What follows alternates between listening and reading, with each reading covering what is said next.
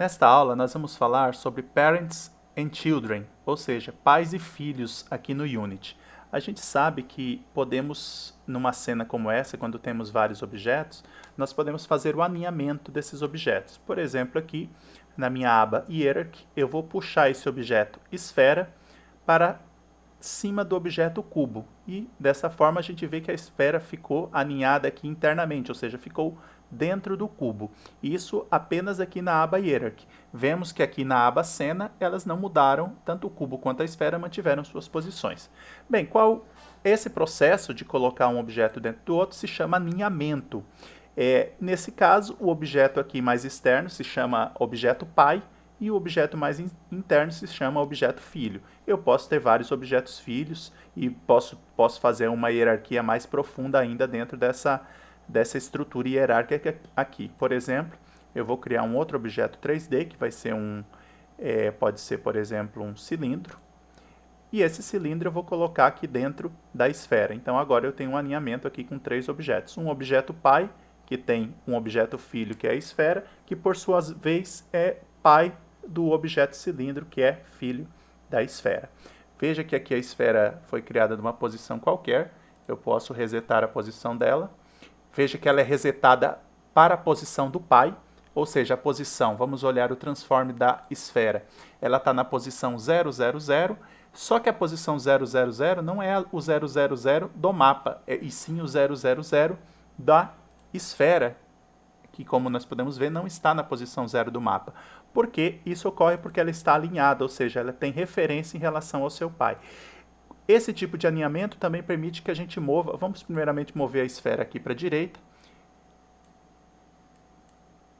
E vamos ver que quando eu movo o objeto pai de todos, no caso aqui o cubo, se eu movê-lo, por exemplo, eu movo todos os objetos. E se eu fizer uma rotação com ele, eu rotaciono todos os objetos. Aqui eu estou rotacionando no modo pivô, ou seja, a rotação é feita em torno do centro do objeto pai. No entanto, se eu colocar o modo centro, a rotação vai ser feita em torno do centro geométrico do sistema. Então, isso é o alinhamento.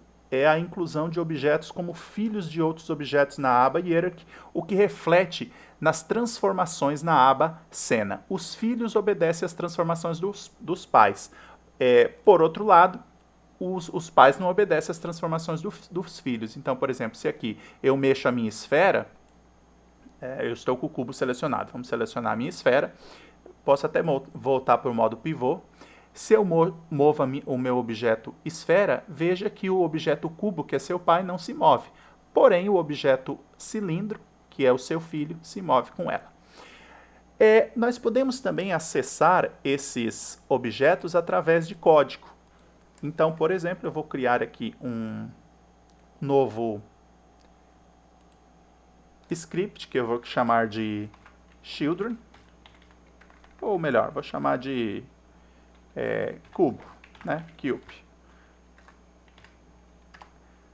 Vou atrelar esse script aqui ao meu objeto pai, que é o cubo. Veja que meu objeto pai agora tem o script cubo.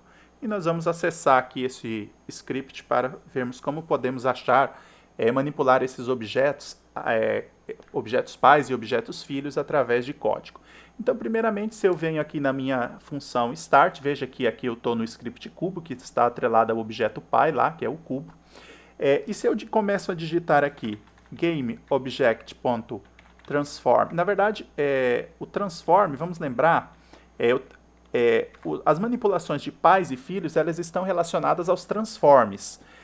Lembrando que transforms são, se nós voltamos na nossa tela do Unity, o que são transforms?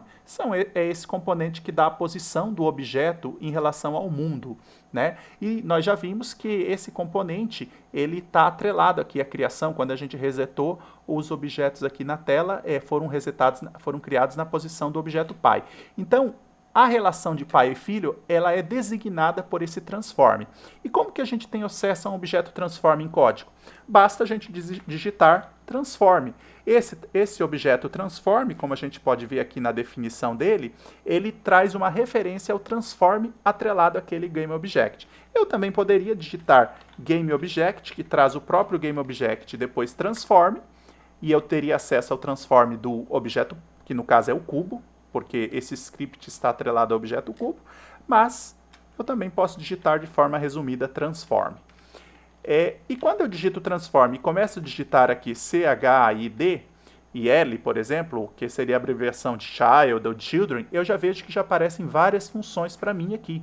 Então, por exemplo, aqui eu tenho as funções find child, ou seja, encontrar filhos, get child para pegar filhos. Então, por exemplo, aqui no find child é um comando aqui que encontraria um filho na string n. Só que essa informação aqui, preterido, quer dizer que esse comando já foi substituído nas últimas versões do Unity. Então, sempre evitar funções que estejam com essa definição preterida. Elas ainda funcionam, só que elas podem ter problemas de compatibilidade com versões mais recentes. Então, quando tiver esse tipo de definição, vocês evitem usar. Nesse caso, basta procurar uma outra função na lista que com certeza terá uma função atualizada para a função que vocês desejam. Bem, aqui, por exemplo, o método getChild permite que a gente pegue o transform de um certo... Perdi a referência aqui, vamos novamente. Por exemplo, getChild, aqui, ele permite retornar um transform de um filho, só que por um index. E como que a gente relaciona esse índice? Por exemplo, através dessa função aqui, getChildCount, que também está preterida. Então, vamos procurar outra função aqui que pode trazer isso, que é essa primeira aqui, essa propriedade, né? Então, por exemplo, o childCount, ele traz o número de filhos que um objeto tem. Então, ele retorna um número inteiro, né, de filhos. E aí, se eu ir pesquisando esses filhos aqui através desse método getChild, eu posso obter um certo filho por index. Mas, por outro lado, a gente nem sempre quer obter através de índices, né? Nós queremos obter um objeto específico. Então, por exemplo, eu poderia ver as funções aqui, getComponentChildren. Então, por exemplo, pegar um componente num filho, né? Veja que aqui eu tenho várias sobrecargas para essas funções. Por exemplo, eu poderia usar dessa forma aqui, através desse retorno, mas temos outras formas aqui também. Eu posso definir um tipo e, por exemplo, se eu vou incluir os inativos, ou eu posso usar essa forma aqui em que eu vou retornar um componente num filho, aí um componente desse tipo, ele vai procurar qualquer um, ou veja que essas funções têm também a forma plural aqui nos filhos, né? Então ele pega nos filhos e encontra um certo componente nos filhos de um objeto e retorna. Fazendo novamente uma busca aqui com um ponto, né, começamos a digitar till, nós vemos ainda que tem as funções, tanto, como eu falei, tanto no singular quanto no plural. As funções no singular com certeza retornarão, como vemos aqui na definição, listas, né, porque eu posso, por exemplo, ter vários componentes nos filhos de um objeto, né? Então, a gente, através dessas definições aqui, a gente pode ir procurando as funções que a gente deseja usar para os filhos. Nós temos, por exemplo, essa função aqui, childof, que retorna o verdadeiro ou falso se esse objeto é filho de um certo outro, que eu vou especificar através do transform, né? E através dessas funções eu consigo manipular, fazer várias manipulações. Outra coisa interessante é que eu também posso, ao invés de child, usar parents. Então aqui, veja que eu tenho as funções getComponent e parent, que são as similares, só que agora eu pegaria as funções no pai, ou seja, eu posso manipular tanto o objeto filho quanto o objeto pai. Então, getComponent in parent, eu pego um componente no pai, ou pego o componente no pai do tipo tal, ou pego componentes nos objetos pais, né? Veja que, como assim vários objetos pai? É o caso, por exemplo, desse cilindro, que ele tem um pai principal, que é a esfera, mas que por sua vez tem um pai's cube, por exemplo. Então, aqui ele teria mais de um pai, né? Então, aquele comando retorna de todos eles. .parent. E tem o comando parent, que retorna o transformer do parent, o setParent, para definir um parent. Então, existem, digitando aí parent no transform ou child, ou children, a gente vê as várias funções que a gente pode utilizar. Então, por exemplo, aqui vamos usar como exemplo aqui, no transform, lembrando que nós estamos aqui no transform do cubo, né? Então, nós queremos pegar os objetos, os filhos do cubo. Então, por exemplo, como eu pegaria todos os filhos do cubo, né? Eu poderia, por exemplo, aqui eu tenho os métodos, vamos lá, os métodos children, por exemplo. Veja que eu posso, esse findChild, ele é preterido, então deve ter uma função melhor para a gente utilizar. Eu tenho aqui a função isChildOf, né, se ele é filho de alguém, mas no caso o cubo não é filho de ninguém. Então vamos procurar uma função aqui para detect children, por exemplo, detect children, né, a pronúncia aqui me fugiu, mas seria para fazer o despareamento, né, de filhos. Esse getChild, por exemplo, a gente poderia usar o getChild com o childCount. Vamos usar essa definição para pegar todos os filhos. Então, como aqui eu posso ter mais de um filho, eu posso fazer o seguinte comando. No start da função cubo, eu vou fazer aqui, por exemplo, for each, para cada objeto do tipo transform, né? Cada elemento, que no caso vou chamar de element, in. Quem que traz os filhos? Aqui não vem uma matriz, então vamos usar a função for, né? For int i igual a 0, i menor que. Lembrando que nós temos a função transform.children, aquela primeira lá, childCount. Então, aqui essa função primeira vai trazer um número de filhos, né, o número de filhos do transform, que no caso é o pai, né, até que i++, né, até que isso aconteça. O que acontece? Cada i que for iterado aqui vai trazer um filho, né, e aí eu vou querer mostrar o nome desses filhos na tela. Então, por exemplo, debug.log, eu quero mostrar o nome desses filhos do cubo na tela. Então eu pego, lembrando que ele vai trazer, né, aqui eu tenho aqui o childCount, aí eu tenho que pegar o filho, né? Então, para pegar o filho, eu pego transform.getChild, esse vai pegar o filho, né? Essa função aqui, como a gente pode ver, ela precisa de um índice, né? E qual vai ser o índice? Vai ser aquele i que a gente achou ali, ou seja, ele vai retornar quantos filhos tem, e aqui eu pego o i, né? Mas quando essa função getChild, ela retorna um transform. Então, para mim pegar o nome, por exemplo, eu não quero o transform, eu teria que pegar o GameObject atrelado ao transform. Então eu digito GameObject.name. Ou seja, esse tipo de comando vai me dar o nome de todos os filhos do cubo, né? Na verdade, ele vai me dar o nome só dos filhos da primeira relação, né? Quer ver? Vamos executá-lo aqui. Ele deve retornar somente esfera. Eu executei e veja que aqui no meu console aparece exatamente esfera, ou seja, ele reconheceu como filho do cubo apenas o objeto esfera. E se nós quiséssemos pegar todos os filhos, inclusive aqueles do aninhamento, por exemplo, o cilindro que é filho da esfera, né? Antes de fazer isso, vamos incluir um outro objeto aqui, 3D, por exemplo, uma cápsula, né, que está como filha do cubo também. Se eu executo novamente esse código, veja que essa cápsula não ficou como filha do cubo, vamos ver. Ela tem que estar como filha do cubo. Agora sim, ela está como filha do cubo. E agora, quando eu executo aqui, veja que apareceu, cápsula. Então, ele já enxerga os filhos do cubo. Mas ele não está enxergando os netos do cubo, digamos assim. Por exemplo, o cilindro que está dentro da esfera. Como que a gente poderia fazer isso? Para que consigamos obter toda a hierarquia de um GameObject.py, ou seja, obter os seus filhos, mas também os filhos dos objetos filhos, nós precisamos fazer uma recursão naqueles métodos que buscam os objetos filhos. Então, como que a gente vai fazer isso? Primeiramente, nós vamos criar uma função ou um método separado para que ele possa ser chamado recursivamente. O termo recursivo significa que uma função chama ela mesma. Então, eu vou criar aqui uma função pública, que eu vou chamar de, por exemplo, pega descendentes.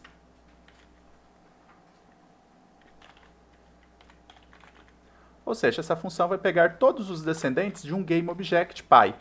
Não apenas os seus filhos, mas também os netos e bisnetos, toda a hierarquia da família desse GameObject. E ele vai retornar todos esses GameObjects numa lista. Então, o retorno dele, quando nós colocamos void numa função, quer dizer que tem um retorno nulo. Mas, nesse caso, nós queremos que ele retorne uma lista de GameObjects. Então, eu declaro dessa forma, list GameObject. Ou seja, essa função pega descendentes vai retornar uma lista de GameObjects de um objeto pai. Abrimos o escopo para digitarmos o método. Nesse momento ela está aqui em vermelho, porque ela está dizendo que nem todos os caminhos retornam um código, porque ainda nós não fizemos o retorno. Então, a primeira coisa que eu vou fazer é definir uma lista para a gente alimentar com os filhos. Então, eu faço dessa forma. List GameObject, que eu vou chamar de descendentes, é uma variável local, na forma de lista de GameObject, e ela foi apenas declarada. Para que ela tenha um valor inicial, eu faço a atribuição ao instanciamento na memória, ou seja, new list of GameObjects. E essa lista é criada na memória sem nenhum elemento, ou seja, é uma lista vazia. E claro, eu tenho que retornar essa lista. Então eu digito o comando return para retornar algo e depois retorno a lista descendentes. Veja que o erro em vermelho desapareceu porque agora eu vou retornar uma lista, mesmo que zerada. Neste momento ela não tem elemento, mas ela já retorna a lista, então retorna uma lista de GameObjects do mesmo tipo que é o retorno da função, então ela já está bem definida. Só que agora eu tenho que alimentar essa lista descendentes com os filhos do GameObject.py. Para fazer isso, eu vou usar aquela iteração for que a gente já usou anteriormente. Então, eu digito aqui for um número inteiro para ser iterado, que poderia ser i, j ou qualquer letra, poderia ser até um count, mas vamos fazer com j aqui. J igual a 0. Até quando que ele vai iterar? Enquanto j for menor que o número de filhos. Então, para definir o número de filhos, eu uso a função py.transform.childCount. Nós já vimos que essa função childCount, ela traz o número de filhos de um certo objeto py, através de um transform. Então, aqui eu vou ter o número de filhos desse objeto py, né? E em cada iteração eu faço j++.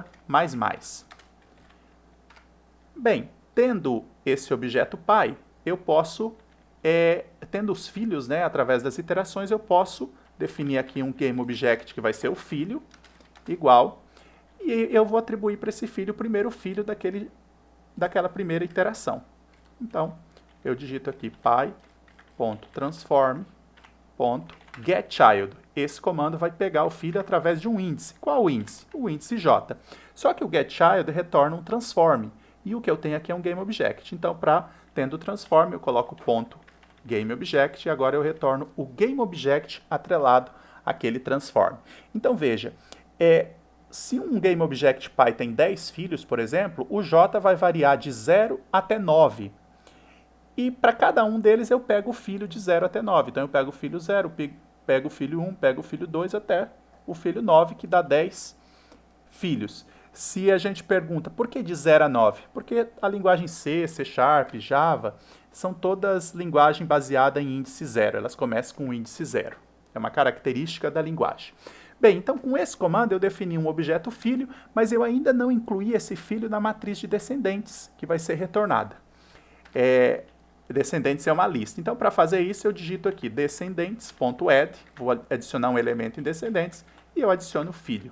Com isso, em cada iteração desse for, em cada vez que o j varia um valor, ele pega um filho diferente e eu adiciono esse filho na matriz de descendentes. Dessa forma, eu estou nesta primeira parte do código pegando os filhos do GameObject.py. Por exemplo, nós podemos salvar este código e retornarmos aqui para o editor do Unity. E nós estamos vendo aqui que nós temos o cubo que tem dois filhos, esfera e cápsula. Então, quando eu executo, vou até limpar aqui o console, quando eu executo, eu vejo que ele mostra para mim. Nesse momento ele não mostrou nada, porque na verdade eu só gerei a função, mas eu não chamei ela em nenhum momento. Então, para que eu imprima esses filhos, eu venho aqui na minha função start, por exemplo, e vou fazer o seguinte código. Para cada GameObject filho na lista pega descendentes, de qual objeto pai? Do próprio GameObject atrelado a esse script, ou seja, GameObject, que aqui retorna o GameObject atrelado a esse script, é o próprio cubo, né? Então eu faço o próprio cubo. Para cada filho nessa lista de filhos que vai retornar do nosso objeto cubo, ele vai imprimir na tela debug.log do filho.name. Então ele vai imprimir o nome do filho. Agora, quando a gente executa este código,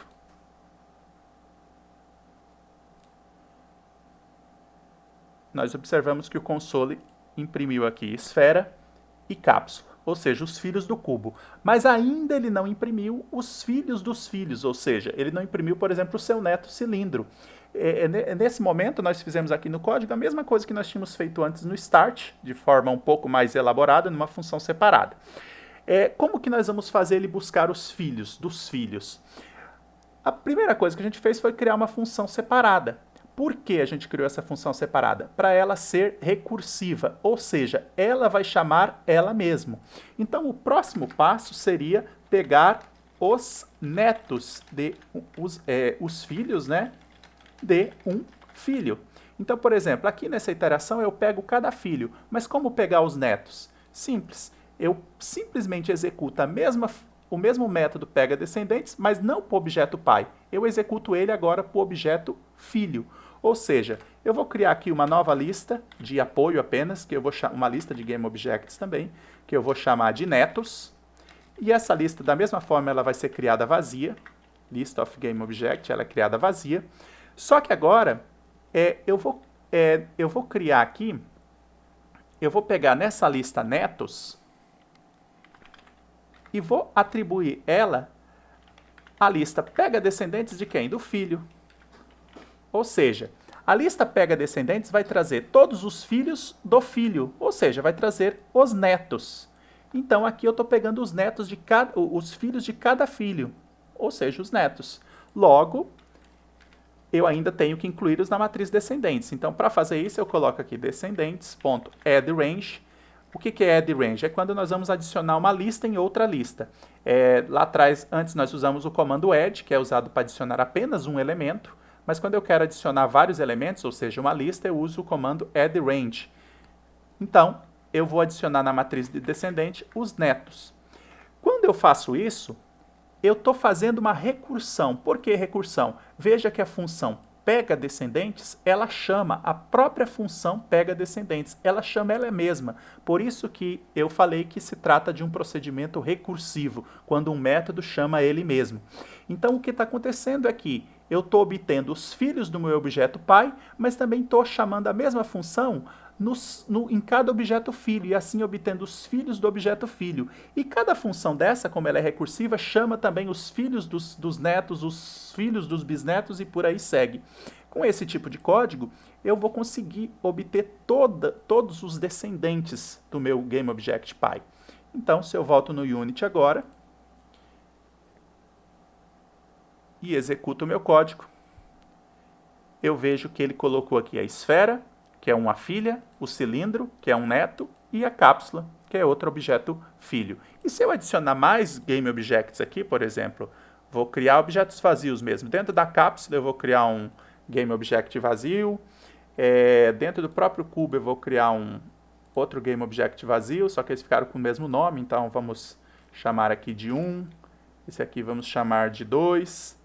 Mas eles estão na hierarquia. E dentro da próprio neto aqui, eu também vou criar um outro GameObject vazio, que eu vou chamar de 3. Então eu tenho uma hierarquia de GameObjects aqui. E quando eu executo, o Unity me mostra todos eles. 1, 2, 3, 4, 5, 6 objetos. Ou seja, 1, 2, 3, 4, 5, 6, que são toda a família, todos os filhos e netos e bisnetos de cubo. Então esse é um procedimento que a gente pode fazer apenas uma vez e criar uma função, e depois a gente dá qualquer objeto e ele traz toda a hierarquia desse objeto. Uma coisa interessante também seria a gente incluir o próprio pai nessa lista, né? Mas aí é um procedimento que pode ser feito em separado, não precisa fazer nesse momento, porque se a gente incluir o pai na lista, nessa recursão, em cada recursão ele vai incluir uma cópia duplicada do filho, né? E dos netos e do bisneto. Cada um que ele faz, ele cria uma cópia duplicada, então teria que criar um termo de verificação para incluir o pai somente uma vez. Isso pode ser feito num código separado. Um comentário importante sobre métodos recursivos ou funções recursivas é que esse tipo de função é potencialmente perigoso, porque as funções recursivas, se elas não forem bem tratadas, se não tiverem critérios de paradas bem definidos, elas simplesmente vão chamar elas mesmas e vão gerar um loop infinito. Por exemplo, aqui nesse código nós temos uma função imprimir, que simplesmente imprime uma mensagem no console do Unity, e essa função é chamada no start apenas uma vez. Então, se eu executo essa função, salvei e vou executar aqui no meu Unity, eu verifico aqui no meu console que a imagem foi mostrada apenas uma vez. Porém, se eu usar essa função de modo recursivo, ou seja, se a própria função imprimir chamar a função imprimir, ela chama ela mesma, nós vamos ter aqui um loop infinito. Por quê? Porque a função imprimir chama a função imprimir, que chama a função imprimir, que chama a função imprimir, então nós vamos ter um loop aqui infinito. E provavelmente ou vai dar um estouro de memória ou o programa vai simplesmente dar um stack overflow, um erro de execução. Vamos observar o que acontece agora. Estou executando o código. E vocês podem ver que o programa já não está respondendo. Então, provavelmente aqui ele já deu um erro de execução. Por exemplo, aqui meu computador está travado nesse momento. Eu vou ter que dar um gerenciador e cancelar o Unity porque ele travou devido ao... Olha aqui, ó, o Unity Editor. Veja que o uso de energia e memória está extremamente alto, porque ele está fazendo uma execução em loop altamente nociva. Então, vamos finalizar essa tarefa. E agora vamos voltar para o meu Unity. Então voltamos aqui ao nosso script e já verificamos que dessa forma recursiva que ele foi escrito, ele entra no loop infinito e dá erro no computador, no software. Então, para corrigir esse problema, toda vez que a gente for executar uma função recursiva, a gente tem que ter algum critério de parada, algum controle. Por exemplo, aqui eu poderia criar o seguinte controle para a função imprimir. Eu poderia criar uma função, por exemplo, um static int, aí ele não aceita criar aqui dentro. Então vamos criar no escopo da função. Por exemplo, eu vou criar aqui um static int número num, desta forma, que inicialmente vai ser criado com o valor 0. E o que eu vou fazer para controlar? Cada vez que a função imprimir for chamada, ela vai iterar este número, ou seja, ela vai fazer num mais mais.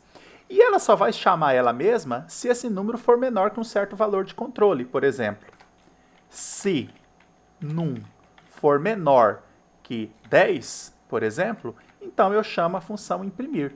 Senão, eu não chamo mais. Dessa forma, eu vou ter criado um critério de parada, ou seja, ela vai executar recursivamente até que num seja 10, porque quando ele for 10, ela para de chamar o método recursivo.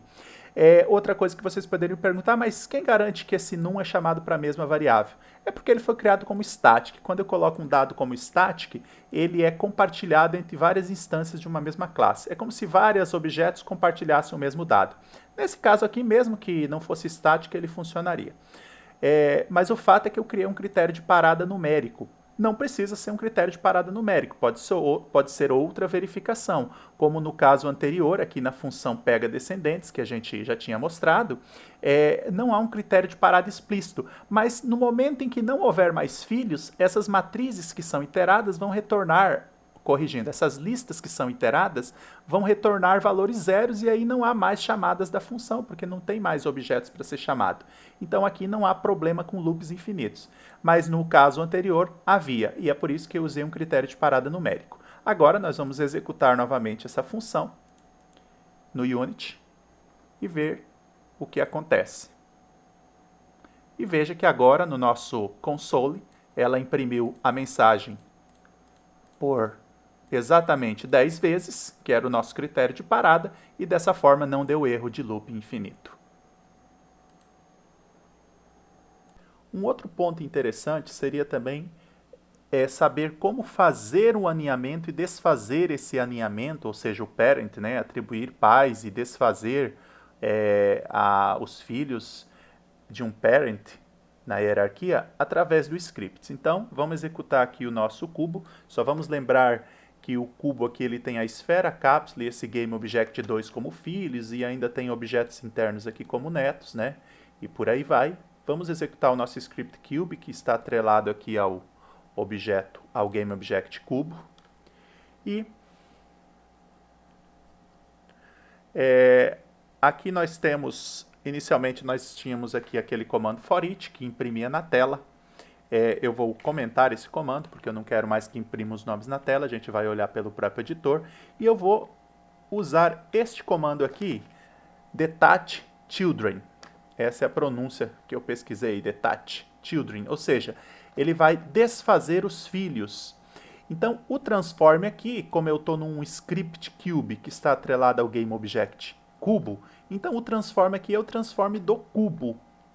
Como eu vou fazer desatribuir os filhos dele, esse comando vai desatribuir os filhos do cubo. Então, ativei esse comando, transform detach children, e vamos ver o que acontece. Salvamos o script, voltamos para o nosso Unity, e veja que a esfera, a cápsula e o GameObject2 ainda são filhos do cubo aqui na nossa hierarquia. Podemos até aumentar aqui para a gente observar.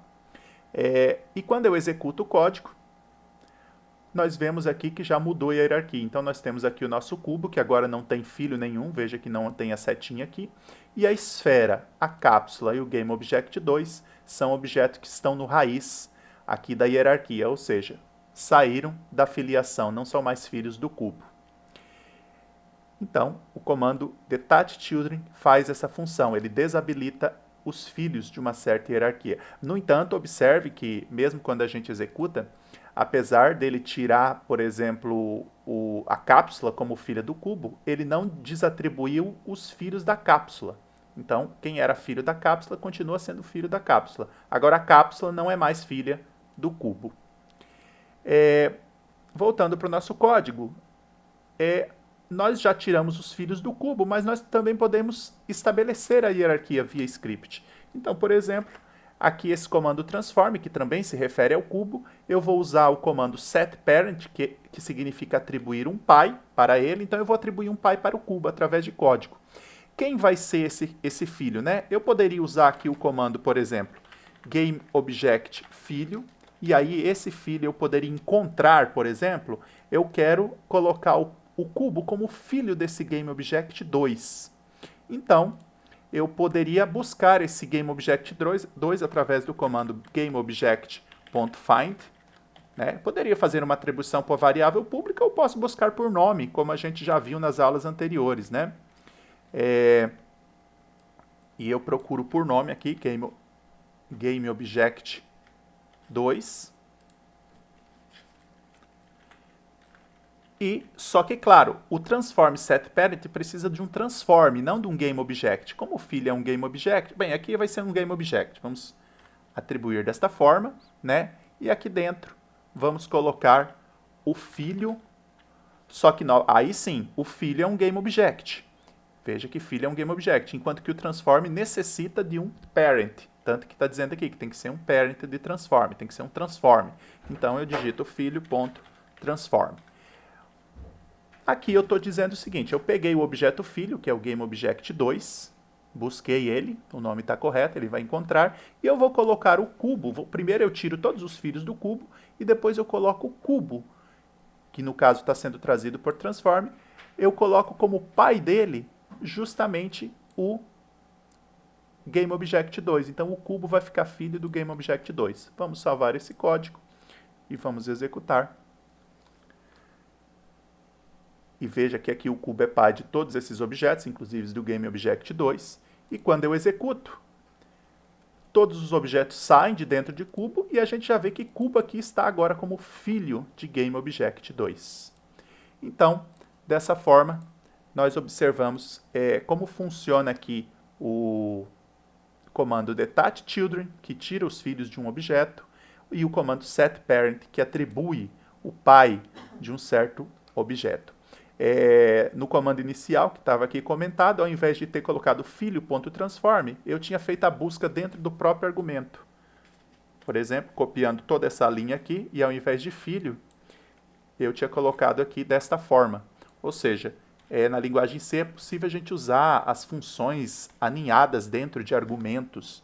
Ao invés de criar um objeto fora para jogar como argumento, eu posso criar toda a função dentro do argumento. Claro, tomando aquele cuidado que eu já mencionei, que quando eu estou fazendo uma busca por nome de um GameObject, é possível que ele retorne nulo, e aí eu tenho que tratar esse erro de alguma forma dentro do código. Aqui, como eu tenho certeza que esse GameObject está com esse nome, não foi necessário.